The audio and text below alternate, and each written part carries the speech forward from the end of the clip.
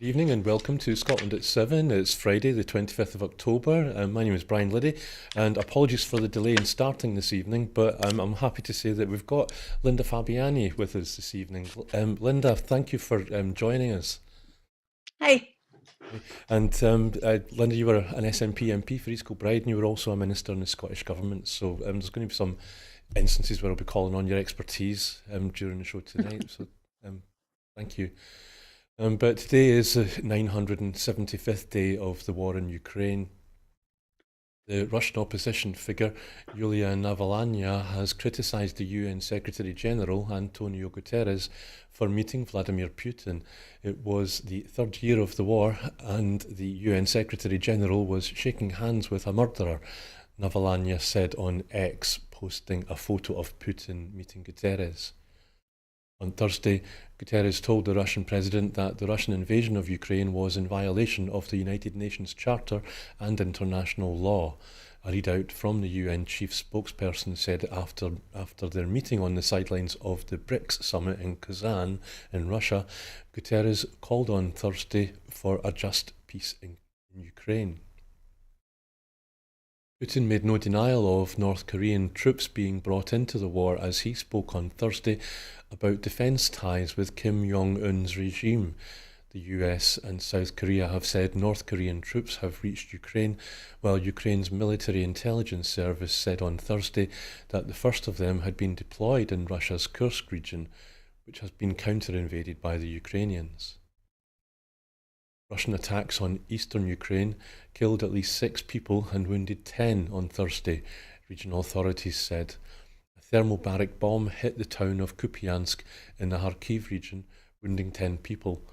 Russian shelling later in the day killed 3 people around Pokrovsk in the eastern Donetsk region, and a Russian strike on a branch of the Nova Poshta delivery service killed 2 people in Oleksievo Drukiva, near the frontline town of Chasiv Yar and Kostyantynivka. Russian media and war bloggers reported on Thursday that Russian forces had advanced into the coal mining town of Selidov, about 20 kilometres southeast of Pokrovsk. Ukraine's military general staff said that currently the most intense Russian assaults along the front line were taking place on the Pokrovsk front, including near Selidov.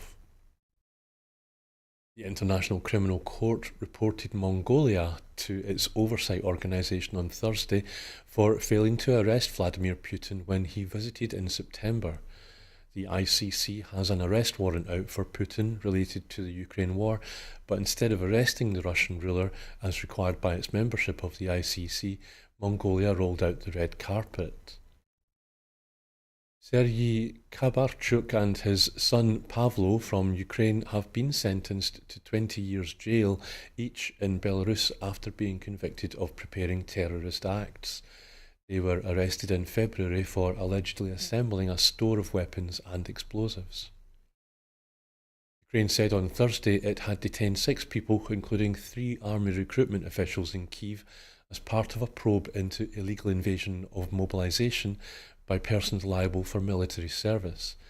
The State Bureau of Investigation, the SBI, added more than $1.2 million and €45,000 in cash were discovered and seized.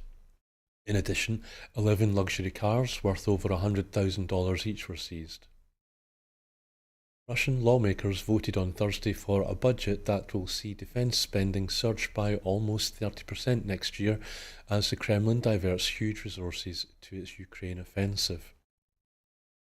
So, Linda, we're approaching 1,000 days of this conflict, and I'm just thinking Yeah. if we published all of our daily Ukraine updates that we've been doing ever since the war started, I'm just wondering what that would read like. How many events or developments would have been would have forgotten and we'd be reminded of? Would it all be Mm. like water under a bridge? Do you think? Well, it shouldn't be, should it? I mean, if Broadcasting Scotland was to publish it all, it certainly would be a lengthy tome, and I suspect a better one than any of the established EK sorry, UK. I'm still got East Kilbride in my mind. United Kingdom media outlets have done. And I think it would flag a few things up, Ryan, like you've been talking about, like concern about how it affects the wider community, which seemed to fall off the radar for a while. But I was very struck this week, we've got about Mongolia that the International Criminal Court has talked about. We've also got North Korea, coming in very strongly, and the effect that will have on Saudi Arabia as well, because that's a rumbling conflict that's there. So are we talking about potential here of the unrest spreading to Asia? That's very, very worrying. And then there was the BRIC and additional countries summit that Putin was at during the week. And some of the stuff that they discussed as well, for all there was a statement at the end calling for peace, there was a lot of discussions that could be concerning in terms of Putin having friends, if not quite stated allies yet, certainly having pals and friends. And some of the stuff getting talked around the international money settlement system, SWIFT, which Russia has been put out of, and now there's talk of an alternative. So I'm really concerned that we're moving forward to an acceptance of the Russian case in some countries. So yeah, I think there's a lot of developments going on there. Thank you, Linda. And so we'll move on then to the Middle East update. At least 42,847 Palestinians have been killed and 100,544 have been injured in Gaza since Israel launched its war last year, according to a statement from Gaza's health ministry. 38 people were killed in Israeli attacks in the southern city of Han Yunis in Gaza overnight into Friday. At least 17 people, nearly all women and children, have been killed in Israeli bombing of a school-turned-shelter in the Nuseirat refugee camp in the central Gaza Strip, medics and youth in the territory have said. Another 42 people were injured in the strike in the overcrowded camp, according to nearby Al-Wada Hospital. Among the dead were 13 children under the age of 18 and 3 women. The strike marked the latest Israeli bombing of a school sheltering displaced people across Gaza. Israel's military said the school was being used as a Hamas command and control centre. Northern Gaza's Kamal Adwan hospital has now run out of medical supplies, and the Israeli military is conducting mass arrests of men inside the facility, according to reports by Al Jazeera. As it braces for an expected retaliatory strike from Israel, Iran has ordered the armed forces to be prepared for war, but also to try to avoid it. Iran's supreme leader, Ayatollah Ali Khamenei, has ordered the military to devise multiple military plans for responding to an Israeli attack. The scope of any Iranian retaliation, they said, will largely depend on the severity of Israel's attacks. An Israeli airstrike killed at least 3 journalists and injured several others as they slept in guest houses in southern Lebanon on Friday, Lebanon's health ministry said, in what Lebanon's information minister declared a war crime. Several Israeli strikes hit Beirut's southern suburbs on Thursday, about half an hour after Israel issued evacuation warnings for the Hezbollah bastion after intense strikes the night before. In Beirut's southern Shufiyat al-Armurisieh area, Israeli warplanes destroyed 2 buildings and ignited a large fire, and black smoke covered the area, according to the official national news agency. French President Emmanuel Macron warned Benjamin Netanyahu that civilization is not best defended by sowing barbarism ourselves. Macron also vowed to help train 6,000 extra Lebanese official forces and called for a ceasefire and an end to Israeli attacks on UN peacekeepers as a conference in Paris raised $200 million, that's £154 million, for Lebanon's official military and $800 million in humanitarian aid for the country. An Israeli airstrike struck the Jabalia refugee camp in northern Gaza on Thursday night, with Gaza's civil defense agency estimating that 150 people, including women and children, were killed or injured, the Palestinian news agency Wafa reported. Linda, was there anything there that you wanted to make any comment on? Well, just, in addition and to compliment what you've said, a couple of things. I heard two fairly lengthy interviews through the week that I found very, very affecting. One was an interview with a doctor in the hospital where the patients in North Gaza that he spoke about, where the patients and staff have been detained, as they say. And it was an interview that really, I was in the car, and if I could have, I would have pulled over to listen to it. It really brought home to you just how this is affecting the most vulnerable people in that society there. It's absolutely horrendous. The other interview was a lengthy one of a Palestinian journalist who's actually employed by the BBC, who is now in Turkey because he had to make that decision about getting his family safe. And he was speaking about not just how horrendous it is for Palestinians in Gaza, but also the unprecedented attacks that journalists are coming under. And colleagues and friends of his have been killed and have been injured. And we don't seem to be hearing an awful lot about that. When journalists are targeted, if that's the case, that's a real issue in any situation. And in a war situation, it's horrendous because that's about trying to avoid reportage of what's going on. So the situation is just getting worse and worse instead of any better. I was a bit worried about the Jordan foreign minister saying that he felt that the region was in the brink of war. That's a worrying development. And Blinken, I can't remember, is it Anthony Blinken, the American chap, the US envoy or whatever he is?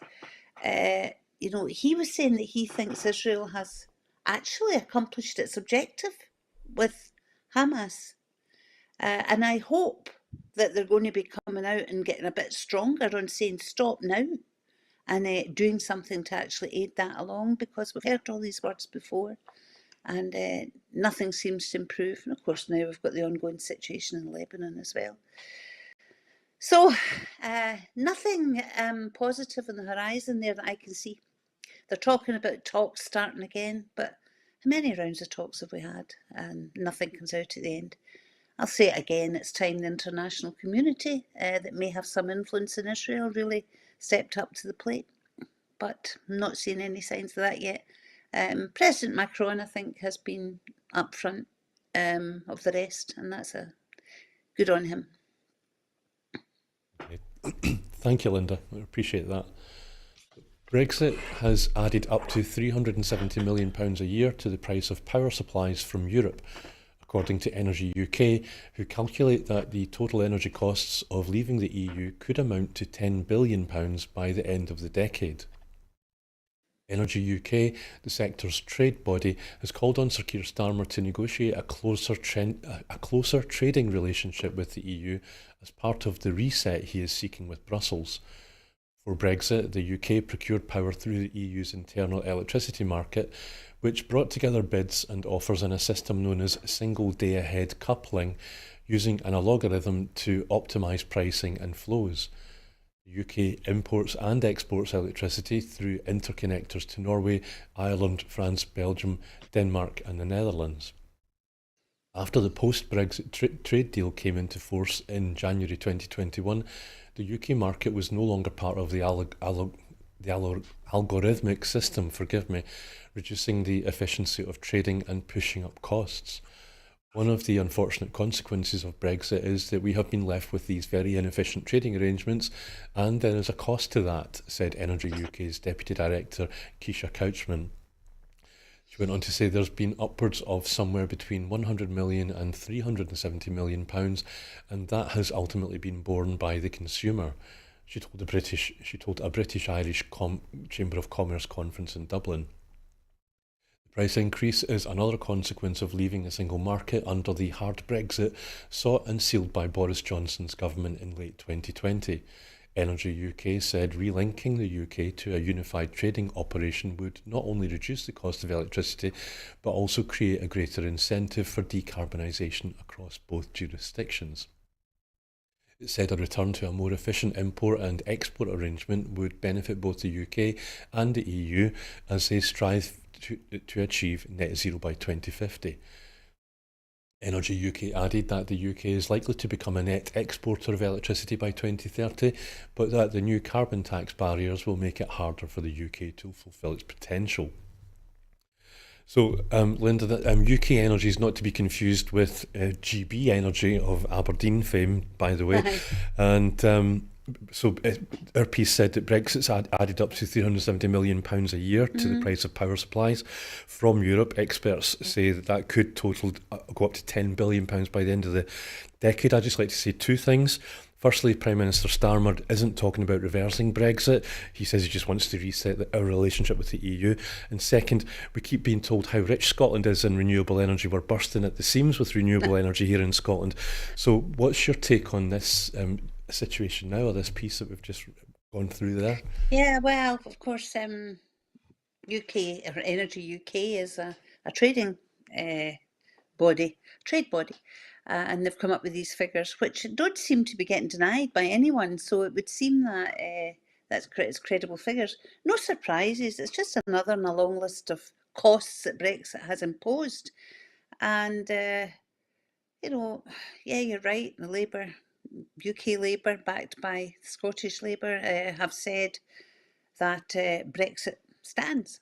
The effects are horrendous. Of course, there's a closer relationship needed with Europe. They should be discussing various things that could be to joint benefit of ourselves and to the EU. But I'm not convinced that Keir Starmer is willing to actually look at that in the light of votes he's chasing and trying to keep his influence in these places that voted to leave. You're absolutely right when you said it's the consumer that pays, Brian, because that's the way it is. And when you look at comparative prices for staying warm in the EU, we are rather high, an effect of Brexit. You're also right in that Scotland just gets shafted every blooming time. We have all these resources, we get hammered, we actually end up paying more for electricity despite all our assets because of the way the national grid works and everything else. It's an absolute piece of nonsense. And I know that, the SNP are always banging on about this, and they're absolutely quite right, but it doesn't get traction because it doesn't get properly reported in the national press or the national media, and it doesn't get backed up by the unionist parties in Holyrood.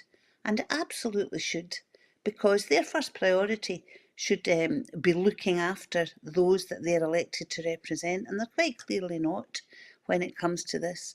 Add it to the cost of winter fuel in particular, look at what they're doing to people who are on the margins that are not getting any additional fuel allowance, and as I said, shafted is the only word for it for Scotland yet again. Yeah, thank you, Linda. And this comes on the day when Age UK have published a piece to say that they're really concerned about the loss of the winter fuel payment for people of a certain generation. So it chimes very well with just what you've said. I would recommend that viewers maybe go and have a look at it. I don't really know if we've got time to discuss it because of the late start. So the next item is the SNP has repeated its calls for the Chancellor to invest at least an additional £16 billion a year in the NHS at the UK budget next week. As new research shows, the UK lags behind our European neighbours in healthcare staffing. The analysis by the House of Commons Library using OECD data commissioned by the SNP and published today shows that the UK has fewer doctors and nurses per head than our European neighbours and has done so for every single year of the 21st century. At the latest count, the UK had fewer than 9 practising nurses per 1,000 population. In contrast, every other country in Northwest Europe had more nurses per head, with Finland with Finland and Switzerland having more than double the number of nurses per head than the UK at 19 per 1,000 population. It means that while the UK has just one practicing nurse for every 116 people, Finland has one nurse for every 53 people. At the last count, the UK also had fewer nurses than Norway, Iceland, Ireland, Germany, Belgium, the Netherlands, Luxembourg, Sweden, Austria, Denmark, and France. On doctors' numbers, the UK also falls behind our European neighbours. At the last count, the UK had around 3 practicing doctors for every 1,000 people. In contrast, Austria has almost double the number of practicing doctors at around 6 for every 1,000 people. The data shows that while the UK has just one practicing doctor for every 299 people, Austria has one for every 181 people. The UK also has fewer doctors per head than Norway, Germany, Switzerland, Sweden, Iceland, Ireland, the Netherlands, Denmark, Belgium, and Finland. Across the UK, the analysis shows the Scottish Government has invested in more doctors and nurses than any other country. As of March 2024, the SNP government has delivered over 40%, actually 42% more nurses per head of population than the UK government in England. In Scotland, there are around 12 nurses per 1,000 people, compared to just 7 per 1,000 in England and 8 per 1,000 in Wales. It means that while there is one nurse for every 85 people in Scotland, there is just one nurse per 145 people in England. Scotland also has more medical and dental staff at around 3 per 1,000 people, compared to around 2 per 1,000 people in England. Separate research published by the SNP last week found the UK government spends less on healthcare per person than almost every other country in Northwest Europe. On average, our European neighbours spend £5,654 per person per year on healthcare. That was between the year 2000 and 2023, compared to just £4,609 for the UK. That is a gap of more than £1,000, £1,045 to be precise, of healthcare spending per person every year. A funding boost of £16 billion would deliver an additional £1.6 billion in Barnett consequentials to spend on healthcare in Scotland, and would be a start in closing the gap with our European neighbours, raising UK spending by around £238 per person. So, Linda, it's quite something to read out those very long lists of countries in Europe where the UK is floundering in comparison with. I couldn't help but note that our piece quoted how much the UK spends per person on healthcare. That's £4,609 versus how much the EU countries spend per person on healthcare. That's a much higher, £5,654. But I couldn't find a comparative figure for Scotland. There was the lists of general how there's more spending spent in Scotland on the healthcare in Scotland than in England, and it was closer to the EU countries. But does the Scottish Government produce an actual spend per head that we could compare directly against these countries? I couldn't find it. Yes, they generally do, Brian. It perhaps doesn't come out at the same time as the UK one, because there's probably an issue about having to extract the information from the full UK report. But Scotland consistently comes out higher than the rest of the UK. And that has actually been commented on many times internationally. So it's a constant frustration that, again, on mainstream press and media, thank goodness we've got people at Broadcasting Scotland who are telling it like it is. It's a constant frustration that it all gets lumped together with no recognition at all that Scotland's health service is separate from the rest of the UK. And it always gets reported just in this UK number. Every so often, the Scottish Government produces figures that just get a sort of mention in passing, but not the impact headlines that you get for the rest of it. Now, I wouldn't immediately jump on a bandwagon that says every other country that we've heard of has got a much better health service than Scotland, because all the health services work differently, and I think that practices have to be analysed as well, and you have to look at practices in terms of care at home, care in hospital, all these things. But what I would say is that when you look at the figures that will come out later and probably again show that Scotland performs better on so many, many different aspects, if that's what we can do with the under devolution and the difficulties that there are under devolution with the UK government, you have to say to yourself, look at other small independent countries in Europe. What could Scotland do as a small independent country? And everything ties in. The last discussion we talked about the resources that Scotland has, that Scotland doesn't get any benefit from. If you look at that, look at how we perform already on many things under devolution and think of the improvements that could be made. That's what I would like to see. I would like people to bear that in mind. I would love it for people to recognise what the situation is in Scotland as opposed to the rest of the UK so often. I mean, even things like free prescriptions. But not only to recognise that, but to think to themselves, here, wait a minute, how much better could we do if we made all our own decisions here and we had our own resources to use for it? Much better, I would say. Thanks, Linda. I mean, we're out of time on this piece, but can I just ask you really quickly? I mean, so how does this square with Sandesh Gulhani, the MSP, Conservative MSP's health spokesperson, when he seems to kind of take the opposite view that the NHS in Well, Scotland's I think failing? that's one of the problems with the Tories in the Scottish Parliament, though, Brian. Doesn't matter what the SNP does, it will be wrong and it will be bad. And very often you find they will look at 100 different statistics and they'll come out with one that's a problem in Scotland, and that's the one they hammer, hammer, hammer. They never mention the positive, they only ever go for the negative. So being opposition is maintaining the union is more important to them.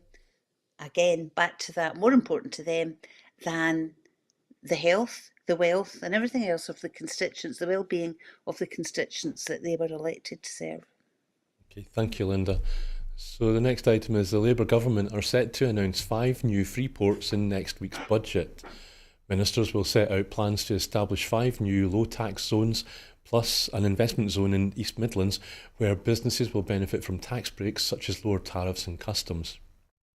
Free ports were introduced to the UK by Margaret Thatcher in 1984 and continued until 2012 when they were phased out by David Cameron. Rishi Sunak re-established them while he was Chancellor to try to offset post-Brexit tariffs and encourage investment. Since 2021, 8 have been opened in England and 2 each in Scotland and Wales. Keir Starmer said the free ports being announced next week would have this government's stamp on them, despite being a policy inherited from the Tories. Ministers are expected to announce changes to the free ports model, including improving oversight from local councils and mayors and aligning them with the government's industrial strategy. Critics of free ports say there is little evidence they attract new investment or help the economy. The Office for Budget Responsibility said in 2021 that tax breaks in England's free ports would cost the government £50 million a year and that their impact on GDP was likely to be so small it would be difficult to discern even in retrospect.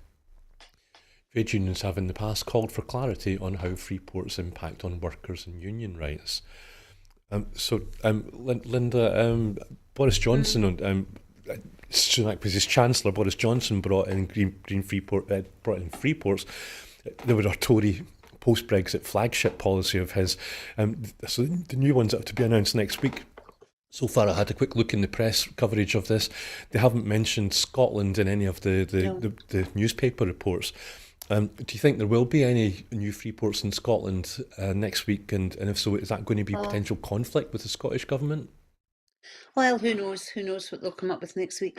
Well, the Scottish Government actually went along with the 2 that are already in Scotland. There was a lot of opposition at the time. The Scottish Government went ahead with it, were fairly supportive, although I can't remember the detail, but I think there were some issues around fair work and things like that the Scottish Government insisted on. So it may well be some of the stuff that Keir Starmer's now saying he's going to bring in. I've got some background stuff about the green ports in Scotland if you want, Linda. Yeah. So they're required to contribute to 4 key policy objectives. Uh-huh. promote regeneration, promote decarbonisation, establish hubs for global trade and investment, foster an innovative environment. They're also meant to boost innovation, boost inclusive growth within communities, and support fair work first practices. Create new green jobs, uphold the highest environmental protections, and support economic transformation. But I don't know how you actually make them Well, do that's what I was that. going to say. That's all very well. Meant to is a wonderful, but actually happening is something very different. I mean, these things have been introduced over decades and then abandoned. I remember enterprise zones, for example, and they disappeared. So I think the jury's out on whether they're worthwhile or not, to be honest. It'd be interesting to see what the government in Scotland says if there's no further ones being announced for Scotland. And it depends what they're about. I mean, if we start talking about things specifically for green initiatives, renewables initiatives, carbon capture and all that, Scotland should certainly have a part in that and be able to put its own stamp on it. But I was interested in everything you said there that the Scottish Government insisted on with the first two, because it seems like Keir Starmer is now saying, well, that was right, and we'll be looking at that as well. So, yeah, it'd be an interesting point, Brian. I'm quite fascinated at all the stuff that's coming out for the UK from the UK government about what's going to be in their budget. Because if that happens in Scotland and the Scottish Government comes out with anything that's going to be in their budget, the presiding officer goes bananas and gives them a big row and tells them they're not allowed to make the statements. It seems to me that at Westminster they can just keep leaking stuff all the time and getting away with it. Interesting difference. Yeah, and I'm constantly fascinated by the fact that the Scottish Government can't do its budget or publish it until after Rachel Reeves That's has right. stood up, and which I think Yeah. many people will find quite incredible. Yeah, they're Really. so dependent on what the Westminster budget is, that beholden thing yet again. But again, so that you can get home or get to your tea a wee bit sooner, I'll move on to the next item. The SNP has called on the Labour government to cut tax on Scotch whisky ahead of the budget next week. In a call to the Chancellor, SNP MP for Moray West, Nairn and Strathspey, Graham Leadbitter, and Aberdeenshire North and Moray East MP Seamus Logan have demanded the Labour Party live up to their promise to back Scotch whisky. Following a visit to Inchdairney Whisky Distillery in November last year, Keir Starmer said he would back Scottish producers to the hilt. However, analysis conducted by the Scotch Whisky Association has found that after the UK government increased whisky excise duty by 10.1% last year, revenue received by the Treasury fell by £298 million per year. Additionally, from 1st of January 2025, Scotch whisky producers will pay 3 different taxes per bottle. There's £8.86 duty, that's 20% VAT, and the extended producer responsibility, estimated at around 15 pence a bottle based on DEFRA's published fees of up to 215 tonnes for glass. £215 per tonne for glass, forgive me. In 2022, Scotch whisky generated £7.1 billion for the UK economy, supporting more than 40,000 jobs in Scotland. Commenting, the SNP MPs said, "The Labour government has our whisky industry over a barrel with a tax regime that is costing the UK £300 million in lost revenues. Rachel Reeves is holding back one of Scotland's key industries, and now we know it doesn't work for the Treasury coffers either. Just like our energy sector, Westminster simply sees our industries as a cash cow to bleed every penny out of. We should be backing Scottish businesses to thrive because that's how to deliver growth and support jobs." He went on to say, "We represent some of the world's finest whisky brands, but the potential of these world-class products is being throttled by Westminster, and it's high time the Labour government delivered on their promise to back Scottish whisky to the hilt. Quite frankly," they said, "it beggars belief that the UK government would slap an eye-watering 75% tax on Scotch whisky when it supports more than 40,000 Scottish jobs and delivers more than £7.1 billion to the Treasury. At the budget, the SNP will put Scotland's interests first and demand a fair deal for Scotch whisky. We urge Scottish Labour MPs to join us in these calls and do the right thing by one of Scotland's finest industries." Linda, this isn't the first time that I've said to you that I'm not an economist. I'm really not very good with figures, but I'm kind of struggling to see that if the Chancellor, Rachel Reeves, was to listen to the SNP MPs and back Scotch whisky to the hilt, it won't make any difference to anybody here in Scotland, will it? Because the money's just going to go, any benefits is just going to go straight to the Treasury. Well, it depends how that money is then spent by the government that's current in UK, as to whether Scotland gets consequentials or not. But the effect it does have in Scotland is the many, many people who work in the industry. So it's not just about the profit at the end of the day. It's about those who work in the industry, those that work in the support industries as well. So that's a very important aspect of it. It's a major export for the UK, let alone Scotland. Again, can you imagine that all that revenue coming directly to Scotland for use in Scotland? That would make a huge difference to Scotland's economy if we were independent. But I can see where these guys are coming from, and because it is a major export, it does support thousands of jobs. There is the issue about, I see some of the critics of the SNP saying this, are saying, oh, well, what about minimum unit pricing, blah, blah, blah, blah. The minimum unit pricing only affects the very cheapest of whiskies. It doesn't affect the luxury brands, for example. They're really expensive as it is. To put them up anymore may well affect the exports of them and, likely to affect the revenue that comes in. So it'll be interesting to see what Rachel Reeves does. I've no idea what she'll do. It'd be interesting to see what Scottish Labour do if the industry is disadvantaged again by increasing taxes, because Scottish Labour have always said that the Scotch whisky industry should be protected. So that'll be interesting. Yeah, all eyes on Holyrood next week after the budget's been announced from Westminster. Yeah. It's going to be interesting. So the global health impact of commercial gambling is worse than previously understood, and stronger regulatory controls are needed, a Lancet Public Health Commission on Gambling has found. The report found that gambling harms are far more substantial than previously understood, exacerbated by rapid global expansion and digital transformation of the gambling industry. Harms from gambling include physical and mental health problems, relationship breakdowns, heightened risk of suicide and domestic violence, increased crime, loss of employment and financial losses are also included. An estimated 80 million adults globally experience gambling disorder or problematic gambling. Effective and well-resourced regulatory controls and international leadership are urgently needed to reduce the impact of commercial gambling on public health and protect progress on UN Sustainable Development Goals. The University of Glasgow's Professor Heather Wardle was co-chair of the Commission. She was joined by the University of Glasgow colleagues Professor Gerda Reith and Professor Chris Bunn, who are both commissioners for the Lancet Public Health Commission, which combined international expertise on gambling studies, public health, global health policy, risk control and regulatory policy with lived experience of gambling harms.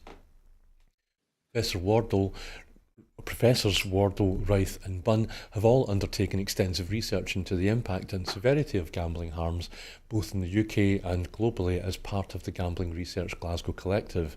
The Commission is published at a time when gambling reform in the UK continues to be debated.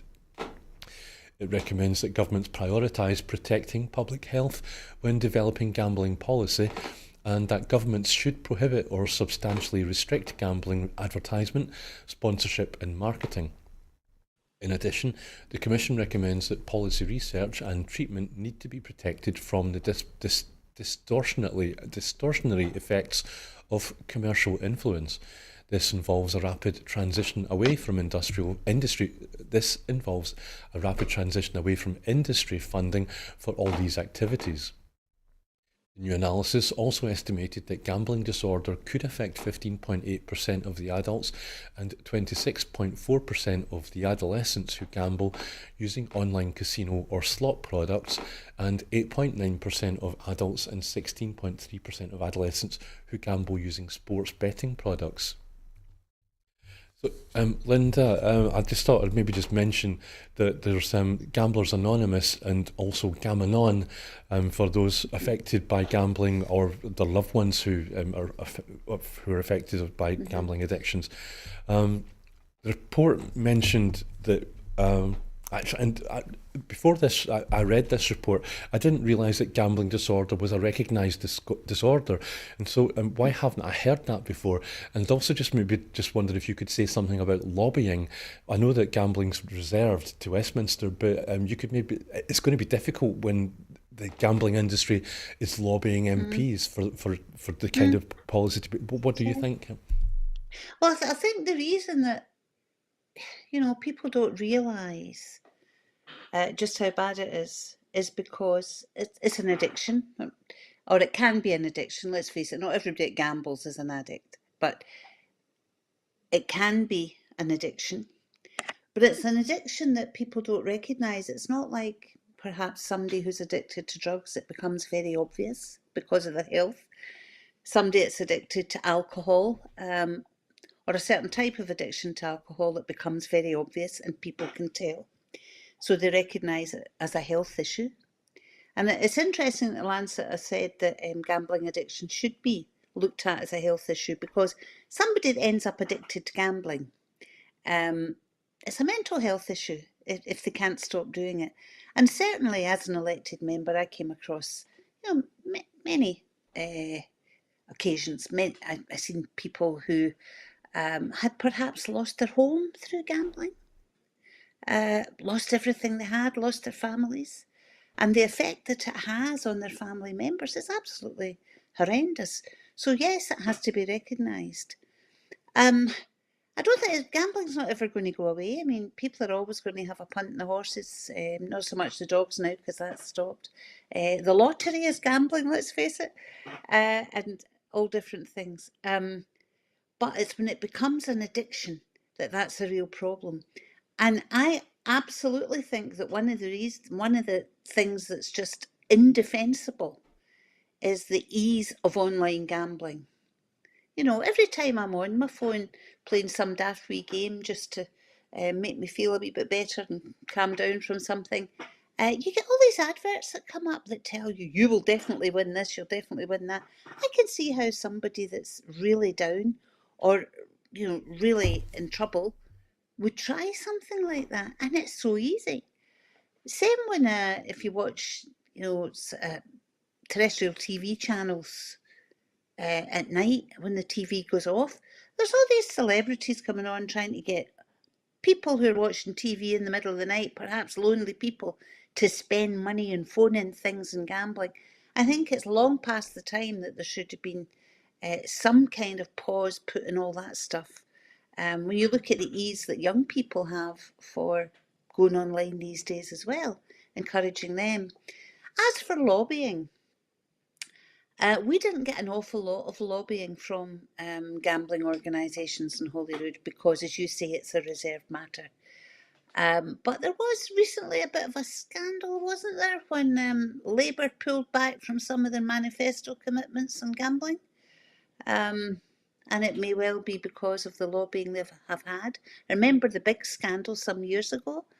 I think it was about advertising and the Grand Prix or something, and gambling came into that, and there was all sorts of issues there. So yes, lobbying is they're hard at it in Westminster, and it does seem to have a beneficial effect for the gambling industry. Yep, thanks, Linda. Again, it wasn't mentioned in our piece, but Professor Reith also said give public health priority over profit, which again sounds Aye. sounds easier said than done. But again, just thinking of time, the Court of Session has granted two Scottish pensioners permission to proceed with a legal challenge against the UK and Scottish government's decision to cut the winter fuel payments. The decision means the challenge, brought by Peter and Florence Fanning of Coatbridge in North Lanarkshire, will now proceed to a procedural hearing in December ahead of a full substantive hearing in January. The proceedings were raised with the help of the Govan Law Centre against the UK Work and Pension Secretary and the Scottish Government after the incoming Labour government announced it was ending universal entitlement to winter fuel payments. The decision to cut funding by Chancellor Rachel Reeves forced the Scottish Government to follow suit due to consequential cuts to Scottish funding. The case asks the court to rule whether the decision was unlawful, which would then allow the petitioners to ask the court to, in effect, set aside the policy and restore the winter fuel payment to all. Govan Law Centre said the permission to proceed, which was granted by Lady Hood in Edinburgh on Thursday, means the case has been assessed as having a real prospect of success in terms of the applicable legislation. The case's argument rests on the accusation that both governments failed to adequately consult with those of pension age on the change and did not release an equality impact assessment on the changes. So, Linda, I'm really struggling with this one. Maybe you can help me. The piece said that governments, plural, have not given due regard to equalities legislation. Do you think it's fair that should this measure include both Holyrood and Westminster? And has it ever happened before when both governments have been taken to court? Will they both be found guilty, both be found innocent, or could one be found guilty and innocent? I'm trying to work it out. It's a bit of a complicated one, Brian. I can see it. I mean, it's because there's elements of the whole thing that are devolved to Holyrood. It's because if it's deemed as a social security benefit, for example, the Scottish Government can do it. So I can see why they're going for both.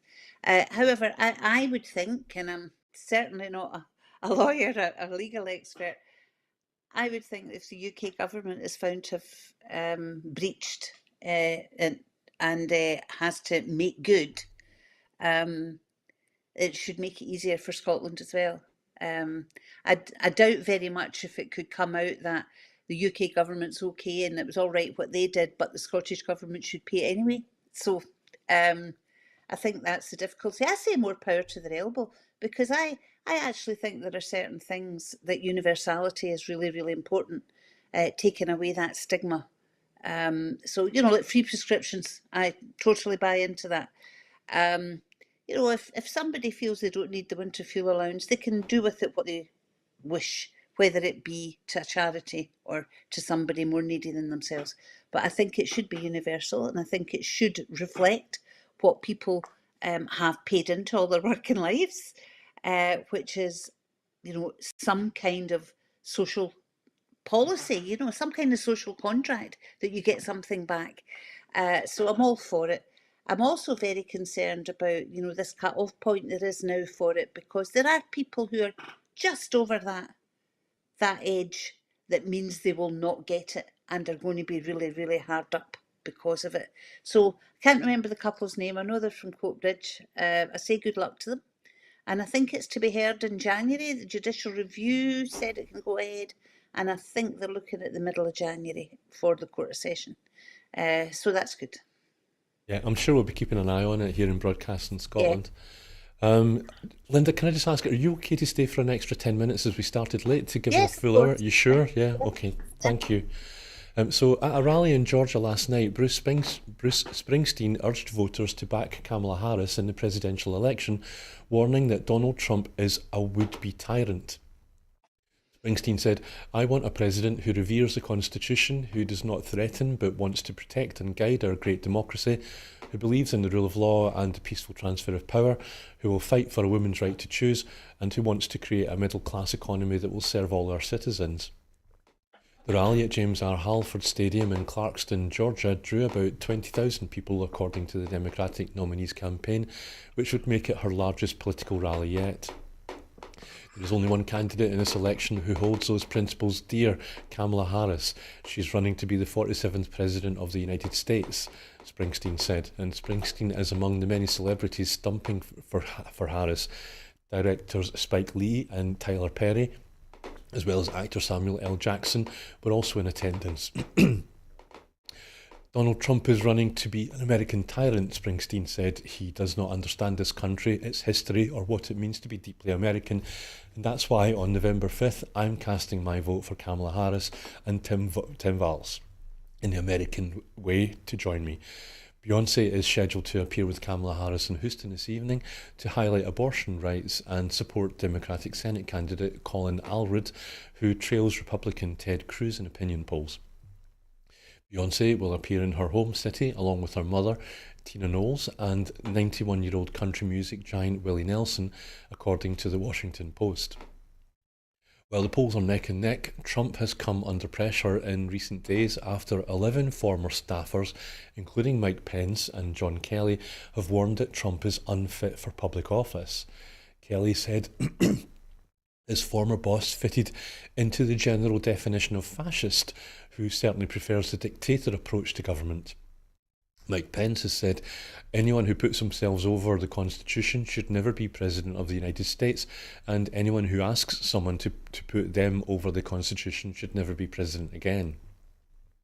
Trump is facing growing criticisms over reports of his praise of Hitler and allegations of sexual misconduct. Donald Trump escalated his personal insults against Kamala Harris, saying, "This woman is crazy." He said voters should stand up to the Vice President and tell her, "You're the worst ever. There's never been anyone like you. You can't put two sentences together."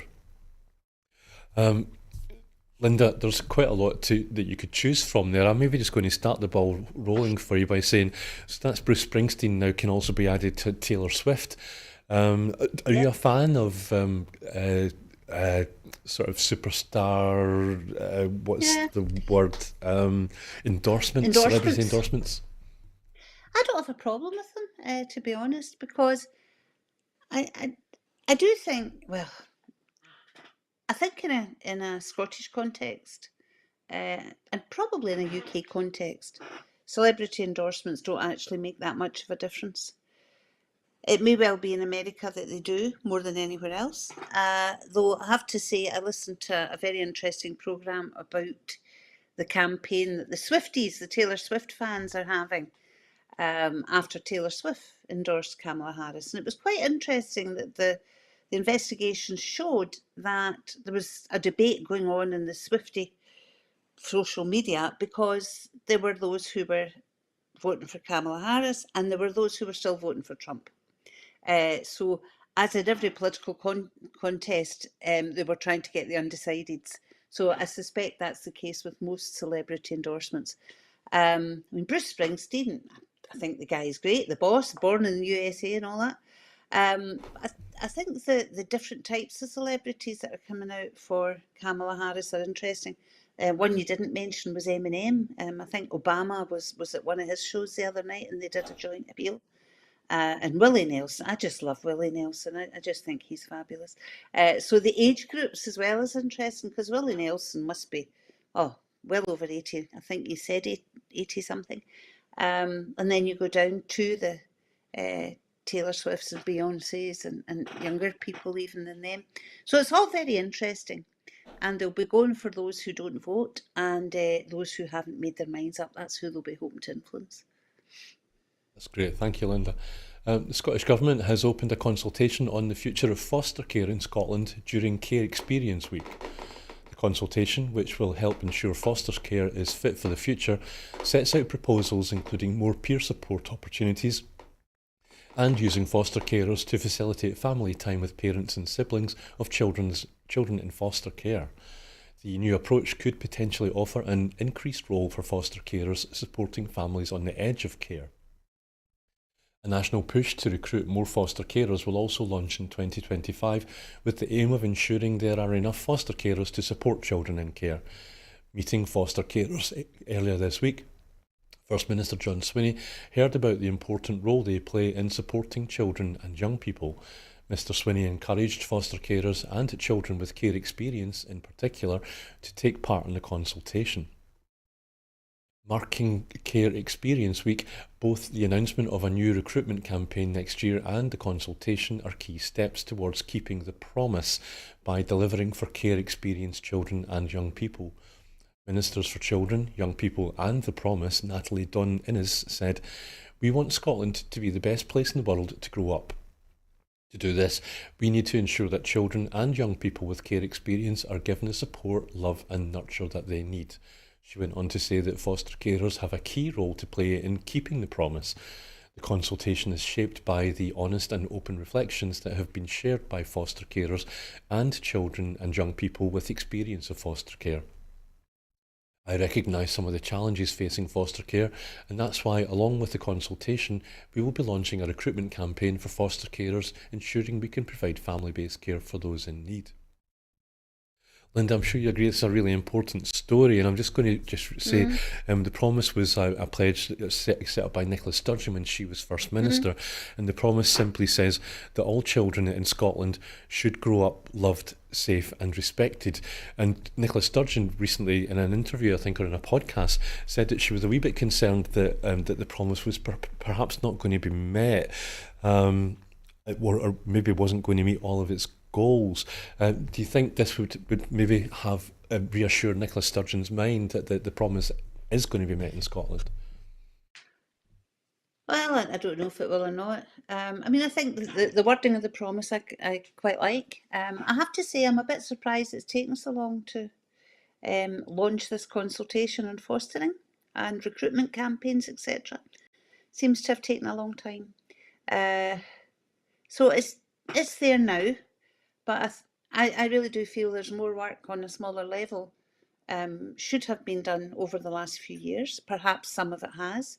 If it has, it doesn't seem clear in the document that I've seen reference a consultation. So there it's there, but I'm going to go on to one of my bugbears, Brian. I get irritated by this Scotland's got to be the best in the world. This time Scotland's got to be the best in the world for people to grow up in. We do not have to be best in the world. We just have to be pretty good and pretty decent and give a fair shout to all our citizens, whether they be the young people that are impacted by foster care and care services, whether they're elderly people that need a hand in life, or all the folk in between. It should just be decent. It doesn't have to be the best in the world. So I wish they would just stop it with that. Okay, that's my grumpy old lady speech over. No, that's fair enough. I mean, I think there wasn't any. Was there any mention of cash in there? I mean, I know that you get support if you sign up to be a foster carer, because obviously, it's going to impact on your finances. But do you think maybe a cash boost for foster carers might help?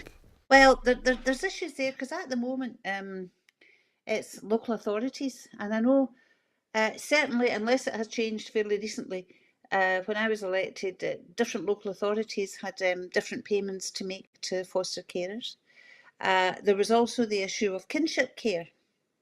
When kids end up staying with some level of family membership. And, I had some issues around how some of that was dealt with as well at the time. So it's not just about money, it's about principles as well. But I noticed one of the things that they're consulting on is national registers. I would like to see a bit of uniformity across the country. After all, we're a fairly small country, but we have 32 local authorities and 32 different systems. Seems to me to be a bit onerous. So I would like to see a degree of joining up of some of the stuff, and I hope that comes in as well. Thank you, Linda. And the last item is a team of scientists has established that a thin layer of cool surface water, less than 2 millimetres deep, helps oceans absorb carbon dioxide following months of voyages across the Atlantic, painstakingly measuring gas and temperature levels. Scientists observed that the subtle difference in temperature between the ocean's skin and the layer of water beneath it creates an interface that leads to more CO2 being taken in. They used highly sensitive equipment to measure the water temperature and to spot and record tiny differences in the amount of CO2 in the air swirling towards the ocean surface and then away again. The work is seen as important in the development of climate modelling because oceans absorb about a quarter of human carbon emissions. Daniel Ford, a research fellow at the University of Exeter, said, "With the COP29 climate change conference taking place next month, this work highlights the importance of the oceans, but it should also help us improve the global carbon assessments that are used to guide emission reductions." Ford was on board the research ship, the RRS Discovery, which sailed between Southampton and Punta Arenas in Chile. He said the cruise involved 7 weeks of keeping all the different instrumentation working together to collect the wide array of measurements used in the study. The 2 millimetre layer of water is slightly colder because of the cool skin effect, which is caused by heat leaving water as it is in direct contact with the atmosphere. The results, published in Nature Geoscience Journal, have been passed on to the Global Carbon Budget Assessment, a worldwide consortium of scientists set up to establish a common understanding of the Earth's carbon cycle.